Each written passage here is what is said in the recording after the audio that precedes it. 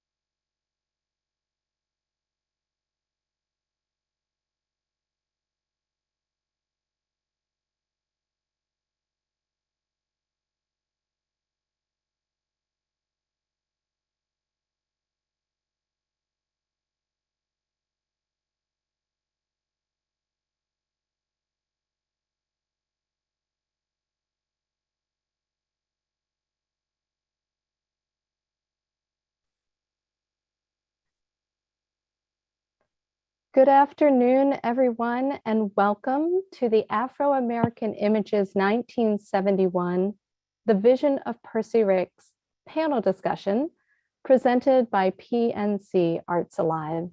We're pleased that you are joining us on this, I can hardly believe it, the last day of the exhibition.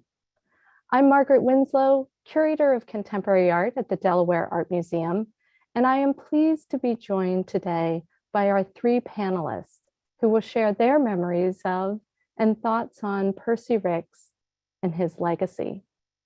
The restaging of Percy Ricks's landmark exhibition in 1971 was a partnership between the Delaware Art Museum and Aesthetic Dynamics Incorporated.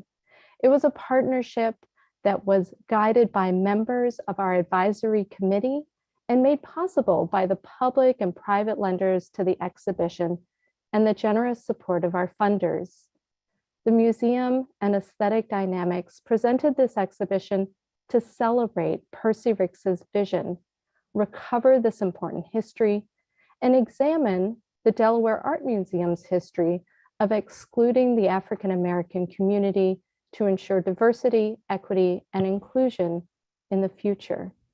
We are grateful for the support of this endeavor. It seems fitting to close the exhibition today with a discussion of Percy Ricks's vision. In looking to the past and the efforts of influential individuals such as Mr. Ricks, we hope to examine the paths his legacy has made to this moment and draw inspiration for the many roads ahead.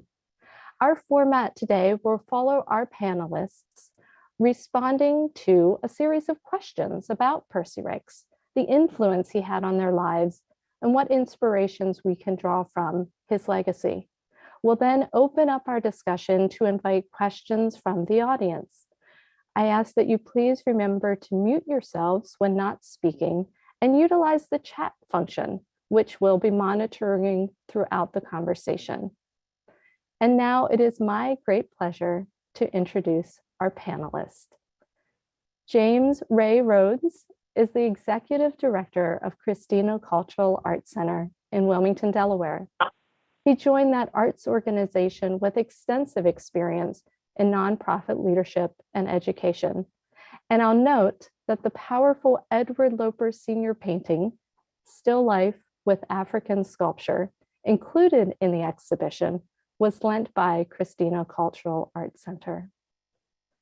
Marilyn Whittington is Director Emerita of Delaware Humanities, an organization she successfully led with foresight for 16 years. She also served on the advisory committee for this exhibition. And Rita Hurt-Volkens is the Secretary of Aesthetic Dynamics Incorporated. She's a member of the advisory committee for the exhibition and a retired elementary school teacher from the Red Clay Consolidated School District. She's also a performing artist, a spiritual and jazz rhythm and blues singer. Welcome to our panelists.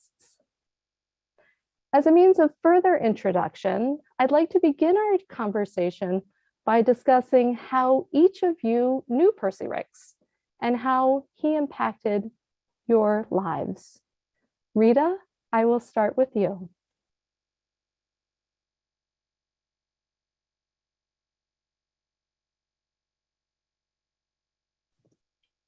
Thank you, Margaret. Well, the Percy Ricks that I knew, he was warm, strong. He loved to eat.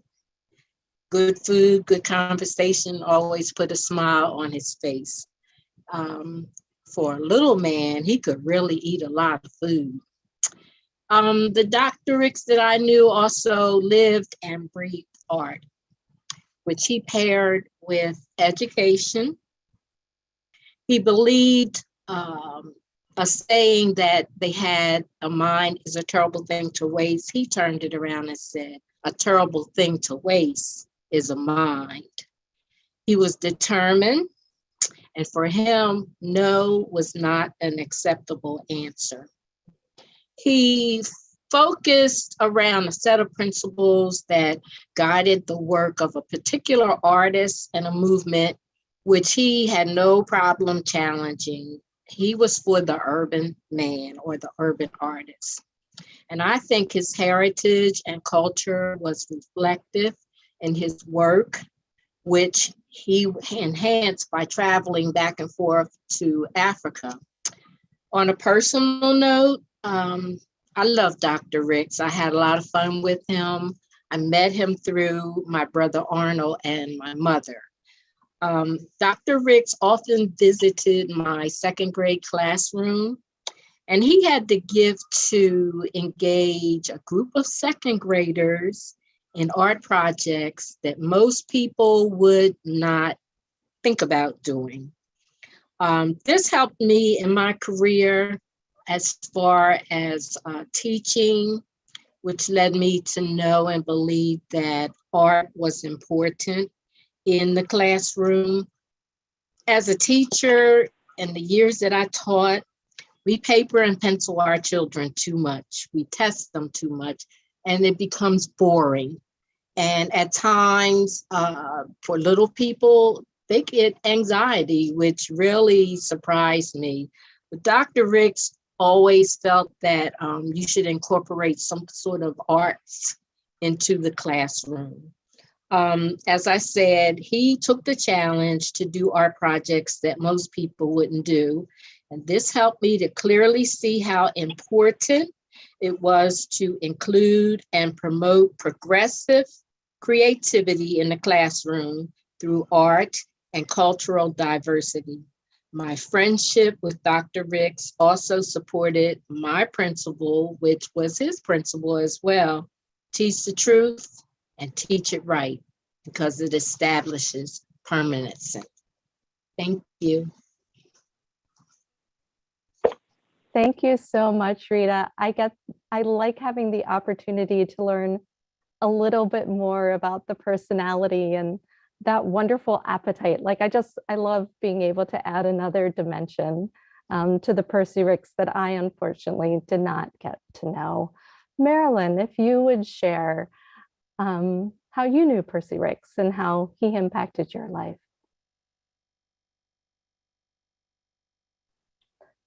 And I'll just give you a reminder for each of our panelists to unmute themselves when they begin. Thank you.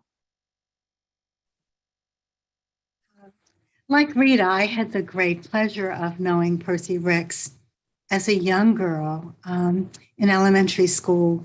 He was my art teacher. And the good thing is my sister and brother and cousin attended the same school. And each one of us learned in our various ways to love art and to look forward to that one day a week when we were going to have class with Mr. Ricks. Among the three people I just mentioned, my brother, sister, cousin, I was the youngest. So I had the least amount of exposure and experience to Percy Ricks as a teacher, kindergarten and first grade. I mean, we're talking way back when. But the thing that I value and remember so much is I loved waiting for my day to come because he was such a good and loving, kind teacher. And it was classroom teaching. You have to understand that, like any art. But remember feeling that Percy Ricks was my teacher for that amount of time that we were together. He had a way, as good teachers do, to make you feel valued and wanted and talented and loved. And when you needed guidance, he would provide that for you. I remember some people in my class crying because they couldn't do a certain task or a certain project the right way. And this was way before anybody would ever tell a teacher not to touch a child. And he would walk over and just kind of rub their back or tap them on the shoulder and calm them down and say, well, let's think about this. You come down and I'll come back to you.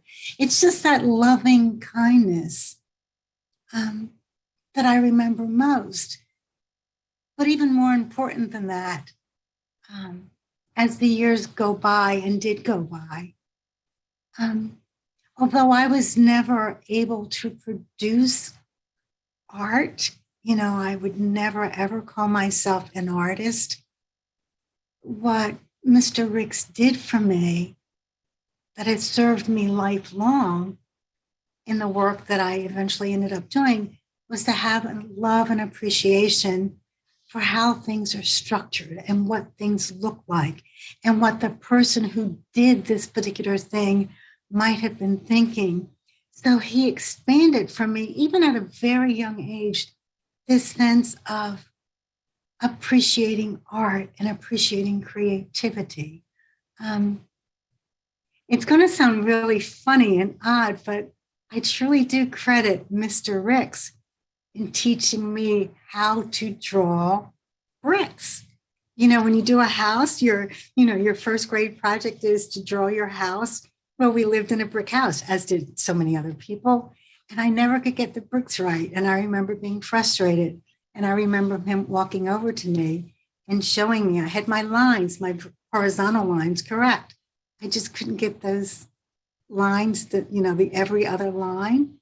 He taught me that. And I remember beaming, and I remember him beaming.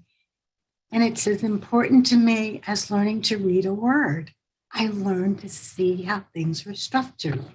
So I don't want to belabor my conversation too much, except to say, I imagine that every other student who had some exposure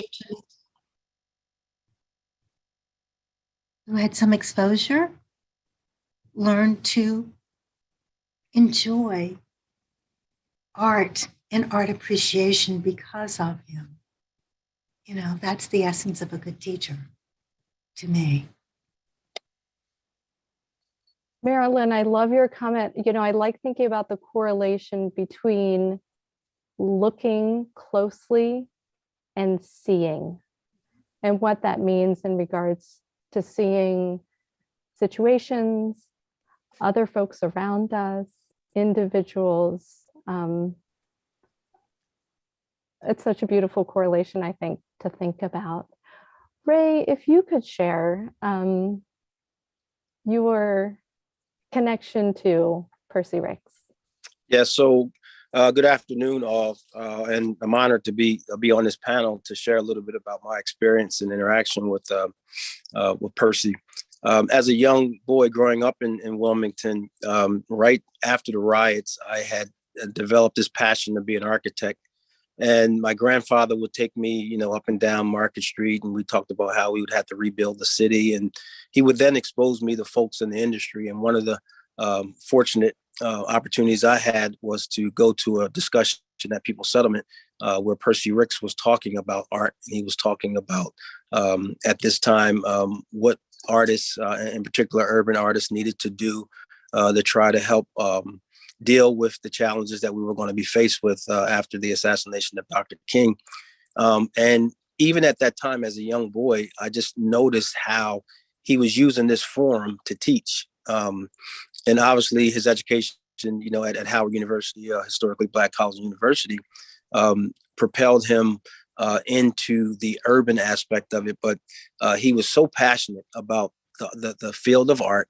But if you were not there and you didn't know, and as I grew up to know more about him, you would have thought he was a teacher more so than an artist. But he was able to take both of those industries and intertwine them in each other.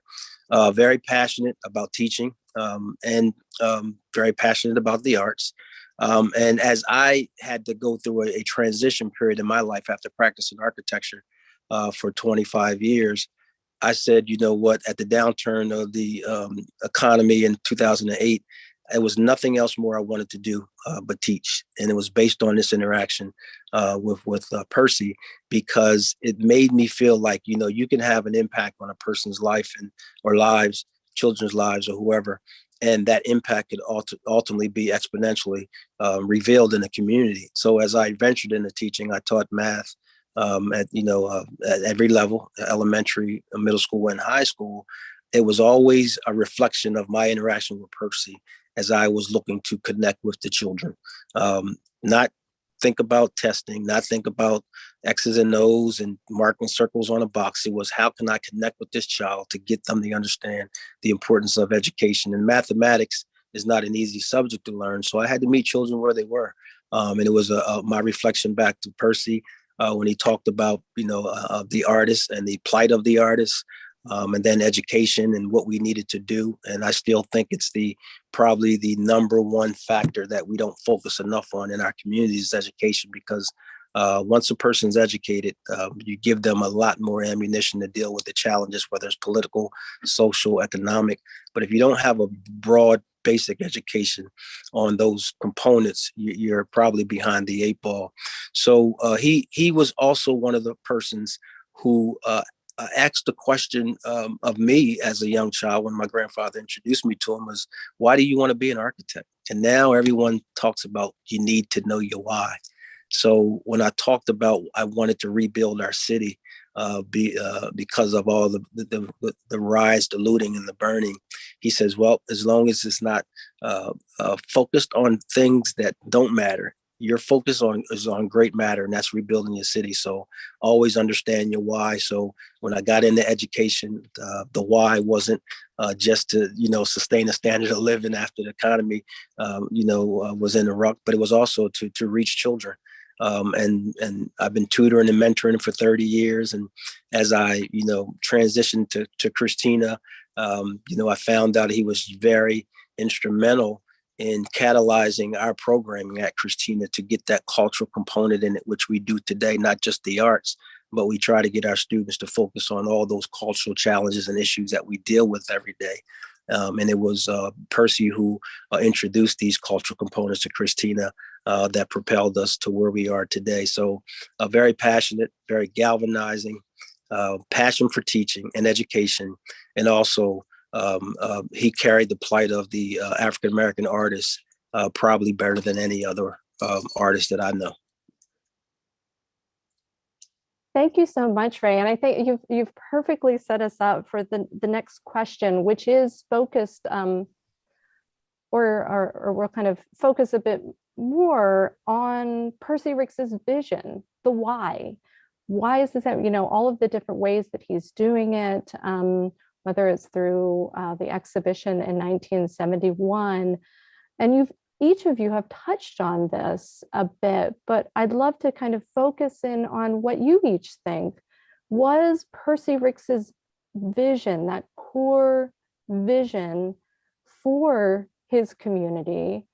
And it's interesting when we say community, of course, here in Wilmington, Delaware, but as we have seen in the exhibition, that network extended. And I think he really thought, both here in Wilmington, but of course outside. So if we can just focus on that vision for his communities, we'll say, and how he acted on that vision. And Ray, if you don't mind, we'll start with you. Yeah, thank you. So again, I think, when Percy came to Wilmington, I guess in the 40s, we were still living in, I would say, perilous times. The relationships between African American and other communities still wasn't healed from the turn of the century. We're still dealing with challenges, segregated in many ways. But Percy didn't let this stop him. He felt that using the arts, and the way the artist was trained, and I was trained the same way as an architect to think in 3 dimensions. And in that thinking also, I think translated into when you're dealing with problems and challenges. As architects, we were also to be problem solvers, taught to be problem solvers. And Percy would galvanize artists, and he would collaborate with other artists to think about how can we use our craft as artists to be able to deal with the challenges that we have every day, because they're here, they're squarely in front of us. And artists are creators just by their tasks. I mean, they're just natural creators. And oftentimes when we deal with these challenges, we have to be creative in our thinking. We can't, for instance, think that it's going to be a political way out. It's going to be we can't use money to get our way out. We have to be creative on our thinking on how we deal with these challenges, and we have to touch every avenue. And I think this is what Percy did. He thought that artists and African American professionals were built to be able to deal with the challenges. We were going to be facing these challenges in one way or another, probably for most of our lifetime. And as I think about it, I have in many realities faced the challenges. And he felt that, as artists, there was a way to use their message, their voice, use that canvas to create conversations, and also instill a sense of pride. Oftentimes, we go through challenges, and I tell people all the time, if you got your favorite song, your favorite poet, your favorite poem, your favorite piece of artwork, it inspires you. It moves you. And as you go through the exhibit at the museum, it moves you, it inspires you to think, wow, that's just not only creative from a standpoint of talent, but just to think about that, to think about how they thought about what they put on that canvas. So Percy, I think, wanted to use the arts as a way and a mechanism to be able to get people to collaborate, to galvanize people to deal with the challenges or the issues that they had before them, and use their voice other than just the brush and the palette, to use their voices to address these issues. So he was very inspirational in that regard. And I think a lot of the artists that he brought to this 1971 exhibit were pioneers. My freshman year at Hampton University, one of the first artists that I got an opportunity to view his work was Romare Bearden. And then, of course, starting to study other artists and other African-American contributors to this craft, I started to see that some of those same artists were some of the artists that Percy brought for this exhibition. So he used his ability to bring people together. He used the arts as a way to say we could use art not only as an industry where it's a career, but also an industry where it can address the issues, whether they be social or otherwise, that we face, that we've overcome, and that we'll certainly face in the future. Thank you so much, Ray. There are so many, I'm writing down things that are so incredibly quotable that you just shared with us. And Marilyn, I wonder if you could expand upon or offer a new consideration of what you believe to have been Percy Ricks's vision for his community and how he acted on that. Well, I'm probably least able to comment from a point of knowing. I can comment about what he achieved. And if I extrapolate on his achievement, I guess it leads to what he was envisioning. I went to the University of Delaware for my undergraduate degree, and I took an art history class. Everybody took AH 150 with Wayne Craven. And it was at a time when there was a lot of turmoil in Wilmington. The riots had already, taken place, and the guards were there. And Dr. Craven was this wonderful, rich, enjoyable professor. And at the end of class, he always invited, students to come up and make comments. And I was feeling secure enough to say to him, "You're not featuring any African-American artist, any Black artist." And I might have used the word Afro-American, which is not a term I use now. I use Black American. And rather than be repelled or defensive by my conversation, he spent many years afterwards looking at his own attitude about presenting art and art history from a Eurocentric point of view. So I guess I'm trying to weave into this idea that Mr. Ricks gave me something that I carried with me for a long time. And I was able to say to a different community, not a Black community, but a community that represented a huge institution of thinking, "You're missing something," or "Why aren't you including this?" And I saw Wayne Craven some number of years later. And one of the great joys was he complimented me in turn for giving him something to think about. So in terms of Percy Ricks's vision, maybe his vision was to instill in some of his students, all of his students, this love for seeing and this love for being a Black educator, a Black art teacher that should be reflected in other ways, in other spaces, and other points of view in disseminating information. I can recall going to the Christina Cultural, I think it was a recreational center back in the 60s when it was led by Joe Brumskill, and there was art space there.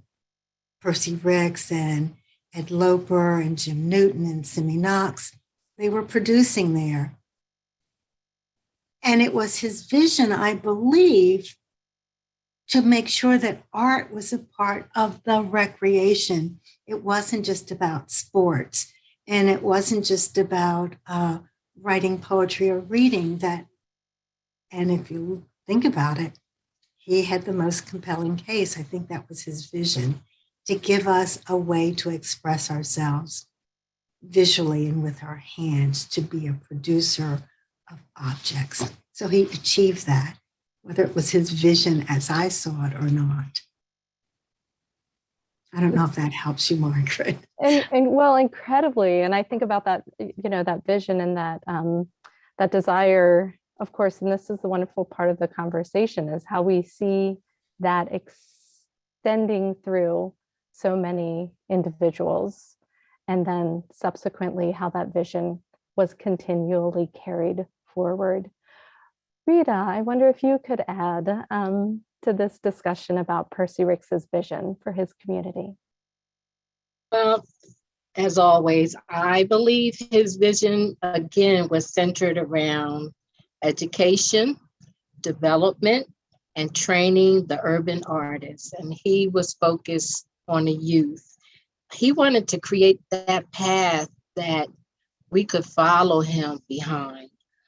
He felt art establishments were not inclusive or supportive enough in regards to African American image and urban artists. So he took the challenge.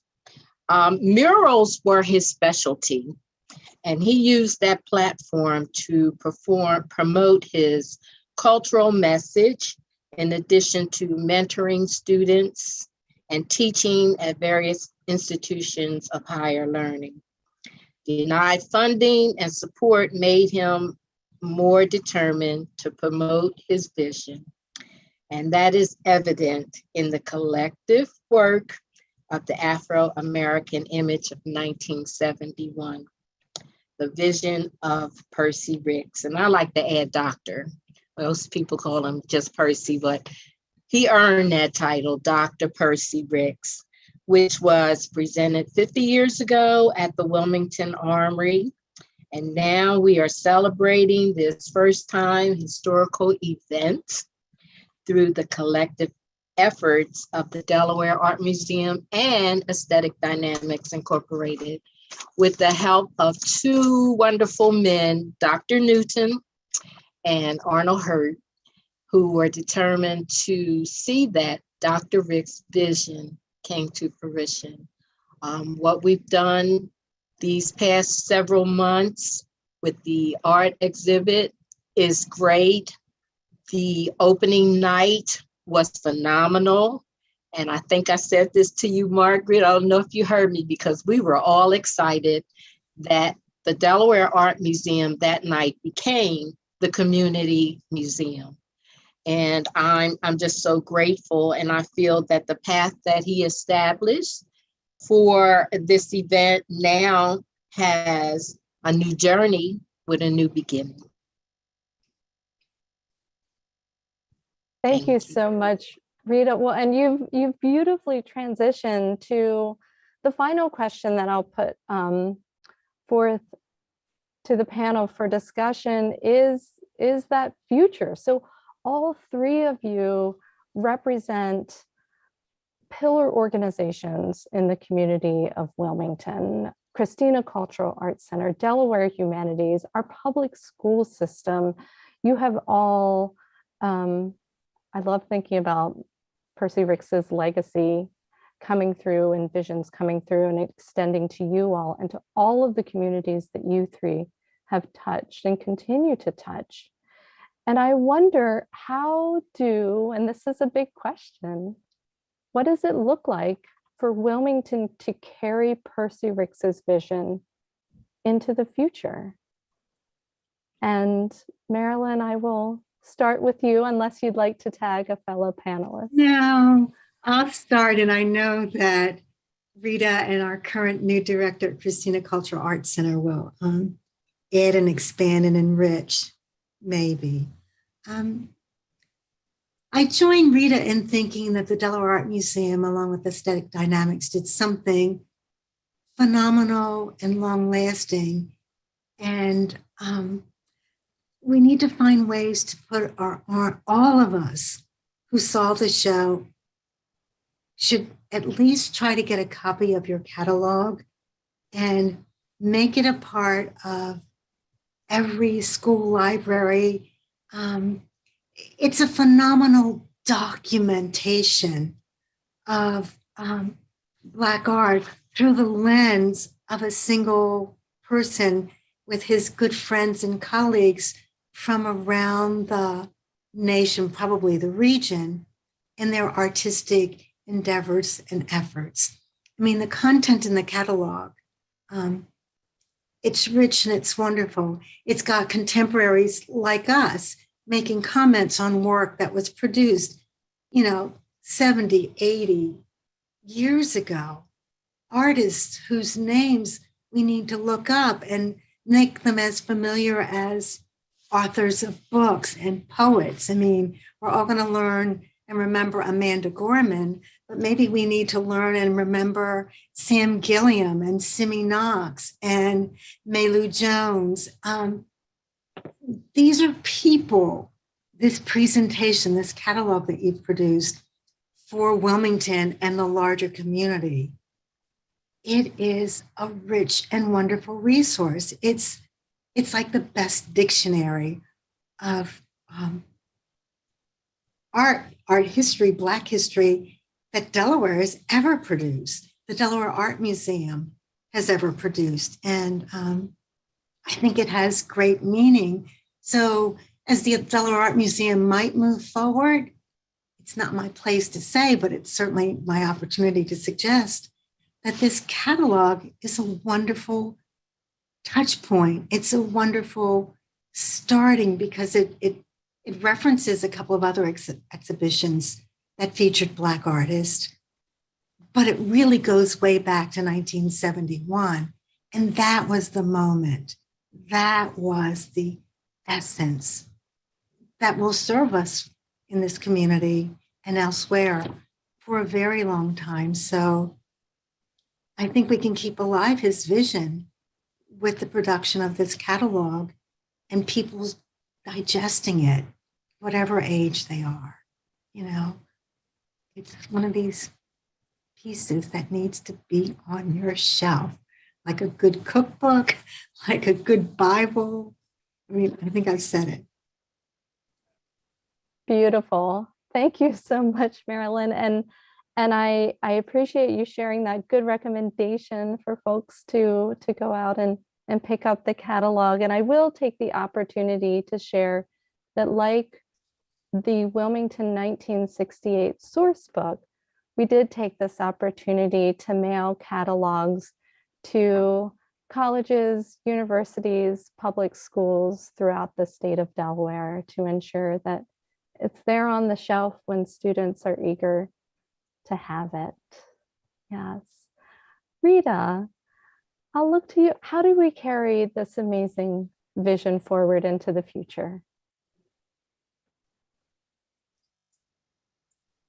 And Rita, I'll remind you just as to unmute. Yes, thank you.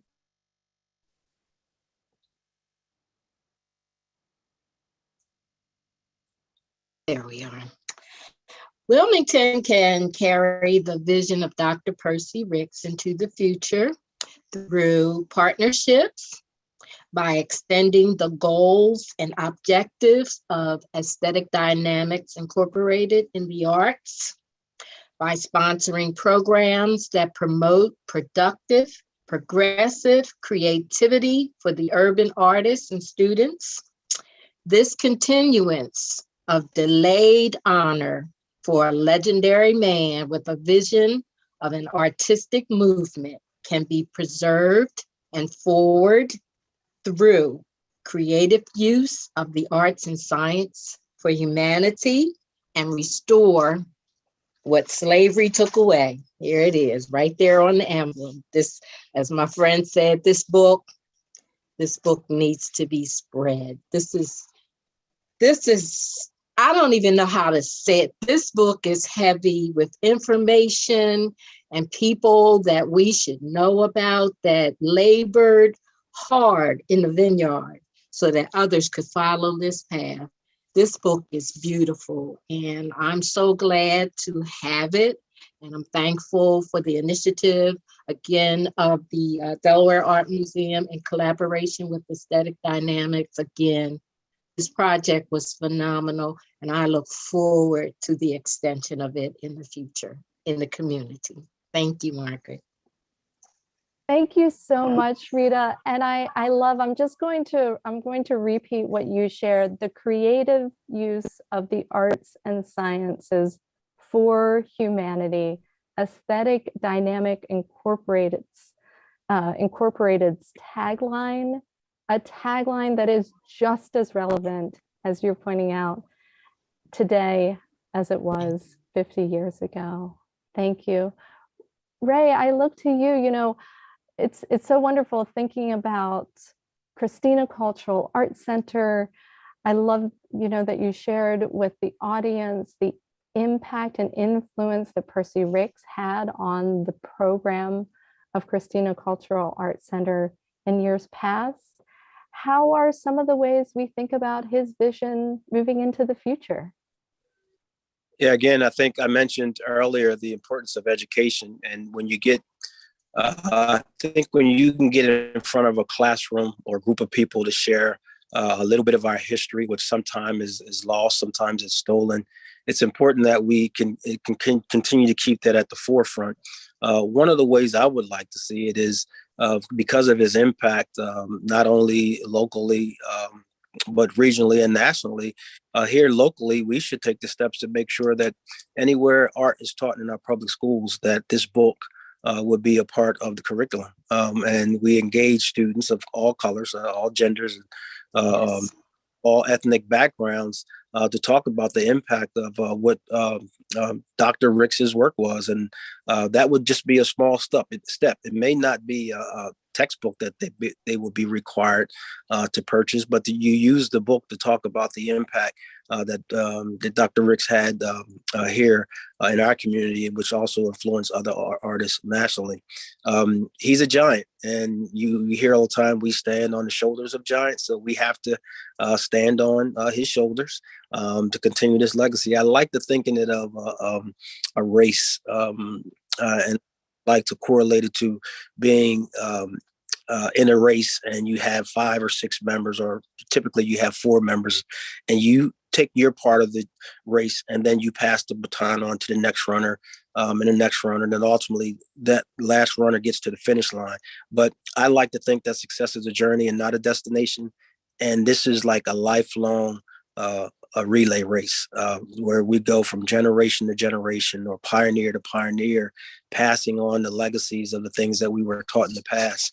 I mentioned that I was a math teacher, but one of the things we did in the classroom every day before our lessons started was we would take a pioneer from Wilmington, from Delaware, who was impactful in our community, whether it was Lewis Redding or Percy Ricks, and we would talk about their impact because all the time our students don't get this education. You're not going to find Percy Ricks in one of the textbooks that we're using in math, of course. So we had to talk about him. We had to do research.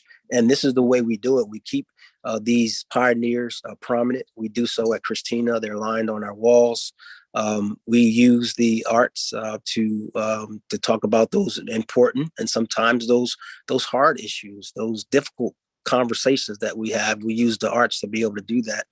And one of the things we're doing now is we're looking at all the challenges, not all, but most of the challenges that our students are having in their communities, whether it's violence, gun violence, domestic violence. And we're having the students to use art and write a picture, tell us what you feel, show us what you feel. We're in the collection, and we're putting up around Christina and letting the students talk about their vision and what's impacting them.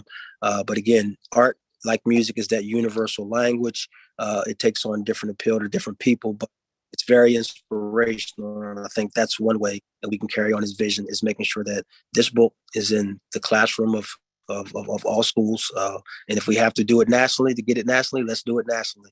It's in the community centers. It's in all the places where we're learning about art and visual, any kind, visual performing or whatever, because it's inspirational and the impact that it has. So I think it's important that we continue to carry on Dr. Ricks's legacy. And one way we can do so is advocating that this piece of literature get into the classrooms around our country.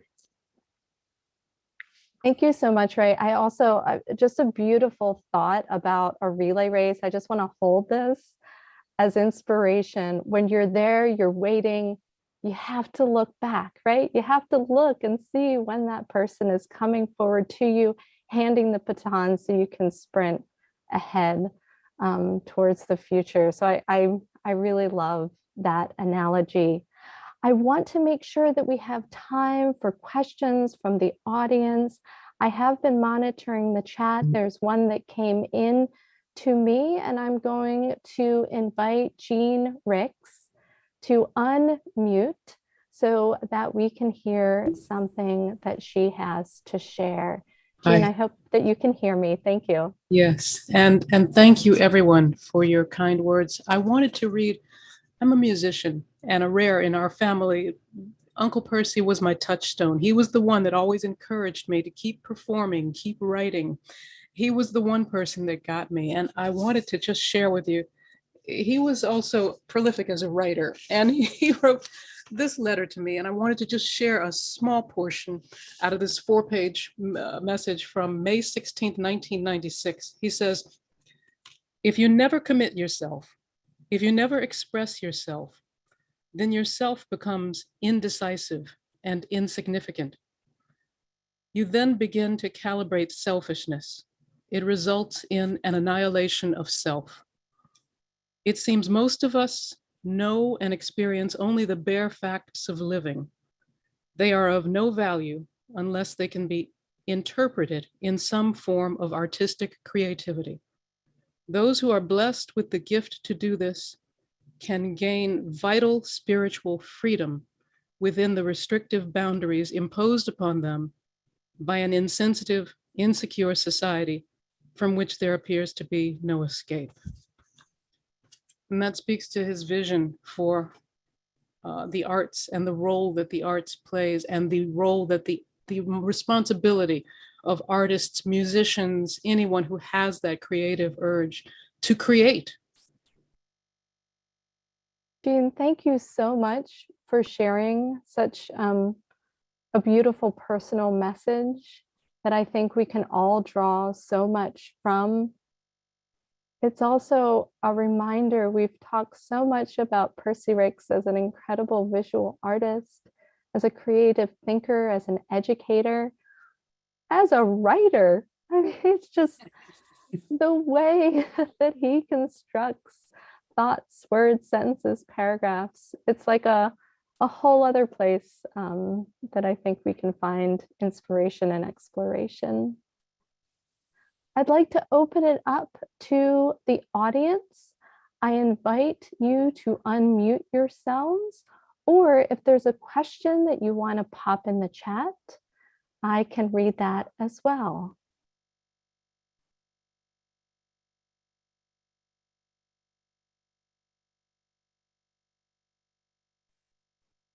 And feel free to use the hand feature as well.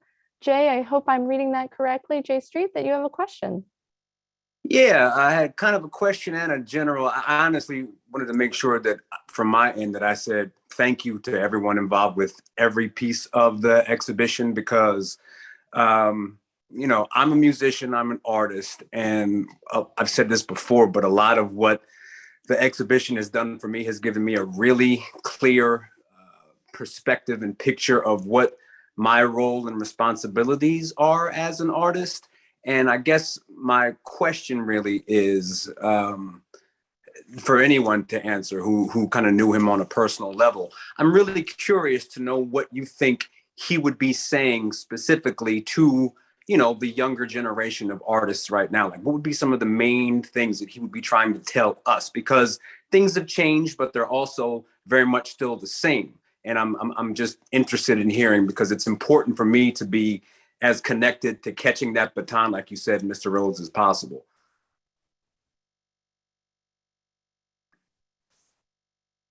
Yeah, I'll take that.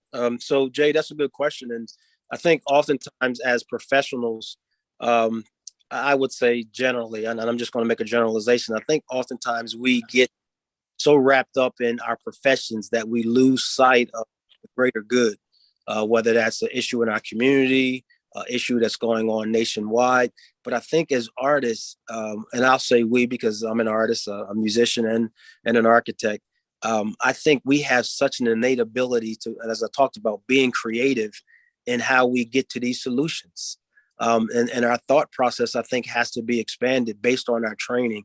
And, being a musician, I played saxophone back in 6th and 7th grade, and now I'm almost 60 years old taking saxophone lessons again. It's totally different. The thinking, the time that you have to devote to the craft, all the things that you have to do to be able to get to that point of being, I would say, elite at what you do. You have to build on your training and that time that you spent learning your craft to be able to address these issues. And I don't think, and I'm almost certain, because I didn't know him too well other than the times I met him and got a chance to hear him speak. I don't think he let himself, being an artist and an educator, not address those social issues that we were faced with, in particular after the riots and going out and through the 70s. I don't think he let being an artist, being an educator, not allowed him to speak up and speak out. And it's so important that we do that, because even though we've taken a few steps forward in regard to how we address these issues of diversity, equity, inclusion, we're still nowhere close to where we need to be. And artists, architects, engineers, those that are entwined with the social issues, you have to let your voice be a component in how we get these things addressed. Can I read one more thing in answer to Jay from my uncle's letter? Yes, please. Really quickly. He says, we must, as artists, constantly create. If we as creative people are not willing to fail, then nothing will ever be accomplished. In the process of creativity, we must factor in the possibility of failure. If success comes at one level, we go on to the next. As soon as we begin the act of creating on the next level, there is again the risk of failure. It is quite disconcerting, to say the least, but we must always continue to create. We are spirit as well as flesh. Thank you. Thank you so much for sharing that. Marilyn or Rita, would you like to add before we go on to our next question? Yes, I would like to add off of Ms. Ricks about creation. Thinking on a spiritual level, each day, God renews his creation, and we are part of that creation. So we have to, as it's been said, recreate, rethink, stand in your own truth, and don't be turned around by someone else's negative thinking. If that's what you want to do, set that goal high. Again, Dr. Ricks paved the way for us to follow. So follow your dreams, stand in your truth, create, create, create.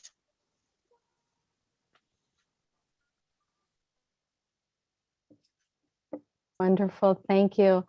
Naj, I think I see a hand, if I'm reading that correctly. Feel free to unmute yourself.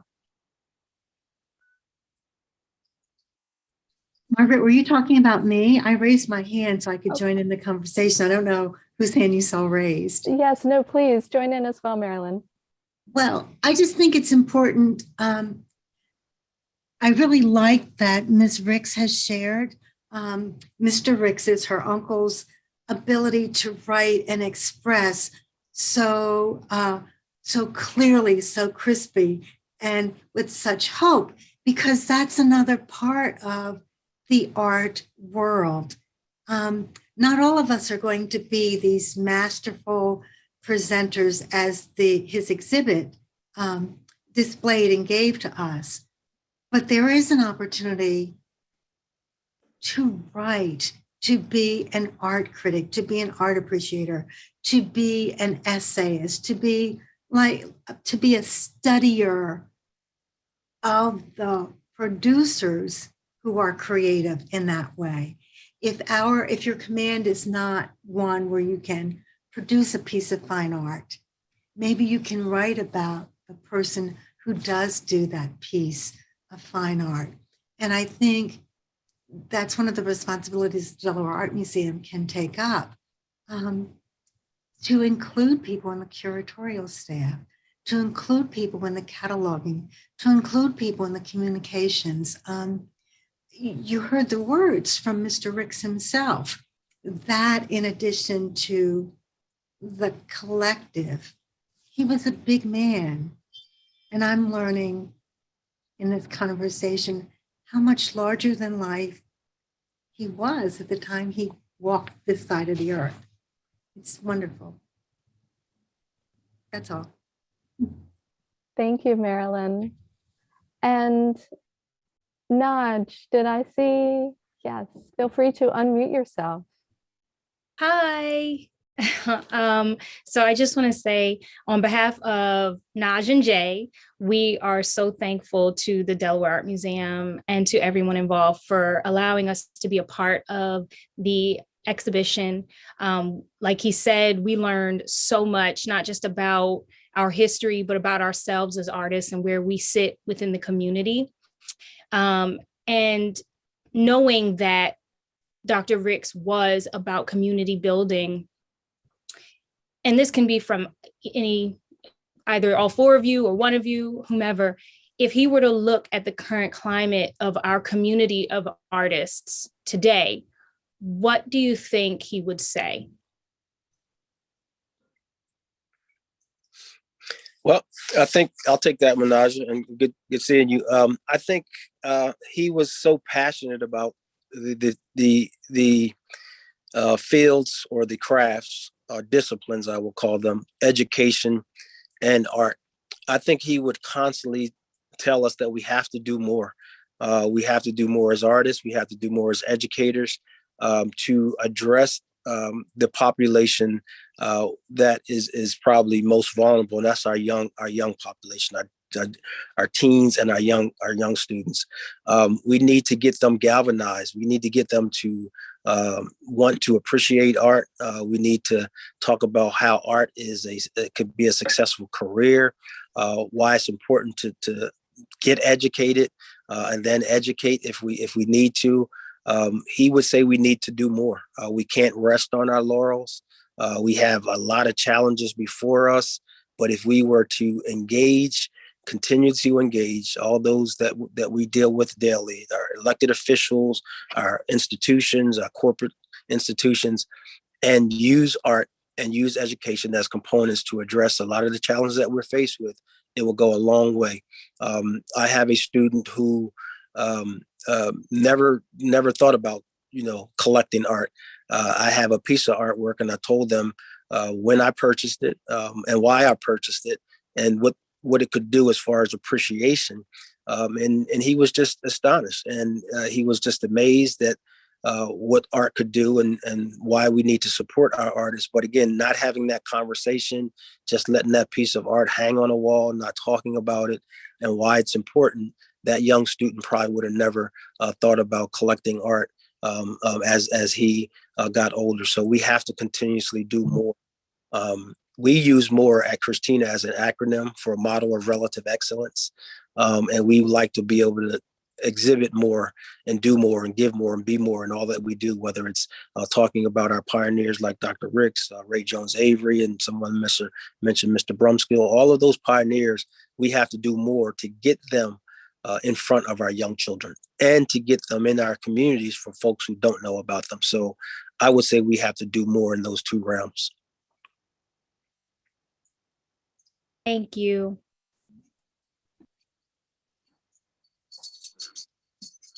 Would either one of our panelists, Rita, Marilyn, like to speak to that? Or are there any other questions? I think we have time for just one last question, possibly from the audience.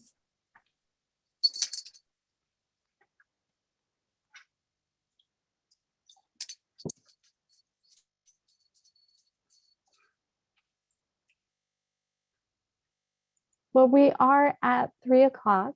So with no further questions from the audience, I would like to extend my sincere gratitude to Rita, Marilyn, and Ray for so generously sharing their memories, to Jean for so generously sharing your uncle's beautiful written words. I think, as I said, there's so much inspiration that we can draw from them. And I would like to also just extend another thank you to Aesthetic Dynamics Incorporated, its members, Rita here with us today, Dr. James E. Newton, Arnold Hurt. There are others who so generously gave up their time and their memories, sometimes thinking back 50 years to recall where they were at a particular moment in time. All of their efforts and their generosity made this exhibition possible, along with the members of the museum's advisory committee, our lenders, as I said, our funders, and specifically a thanks to PNC Arts Alive for supporting this panel discussion. Thank you all so much for being here with us today. as we looked at the vision of Percy Ricks, the incredible legacy he has left us, and all the inspiration we can draw on it as we look forward. And Ray, I'm going to quote you, we think about how we can all do more. Thank you all. Thank you. Thank you, Margaret. Thank you, Margaret, for your effort. And thank you, everybody else. I enjoyed listening to you. You're so welcome.